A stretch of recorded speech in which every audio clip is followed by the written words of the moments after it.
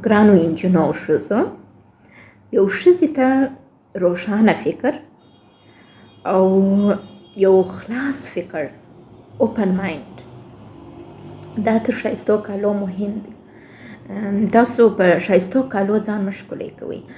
کوشش وکړئ ځان په دې ښکلی کړئ چې خلاص فکر ولرئ، روشن فکره واوسیږئ، د مشکلاتو په مقابل کې وتوانیږئ، د حل لار پیدا کړئ. تېښته مه کوئ، تېښته یې د حل لار نه ده.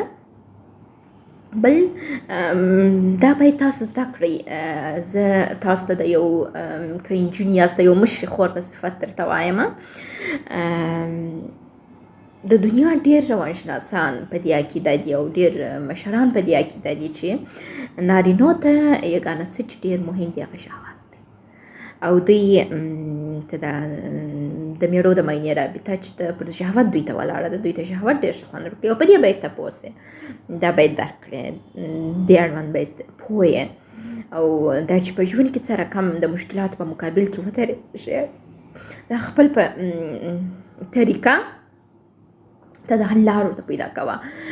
بحوصله اوسېږه او فکر دې لوی کړه، فکر کوچنی کوه، ځان مه محدوده کوه، وسع واوسېږه، نو بیا به ته ډېر ښه ژوند لرې. او ما ته به هم دعا کوې چې ولا پروانې خور خو ښه راته ویلې وه، زه باید حوصله ولرم، زه باید خلاص فکر ولرم، زه باید لوی فکر ولرم، زه باید کوچنی فکر ونه کړم، باید زه دغه ځای ونه ګورم، زه باید هغه ځای وګورم، نه دا ځای نه ګورو، چېرته ګورو؟ اورته ګورو. داسې نو کوشش وکړئ چې همداسې واوسېږئ. زما خبره په یاد ولرئ. زه د تجربې څخه هم درته وایم، د روانشناسانو د ویلو څخه هم درته وایم، په ژوند کې دا مهم نه ده چې تاسو ښه لباس واغوندئ او یا هم خپل د ژوند ملګری تنګ کړئ چې ما ته دا کالي واخله هغه کالي واخله، دا مهم نه دي په ژوند کې.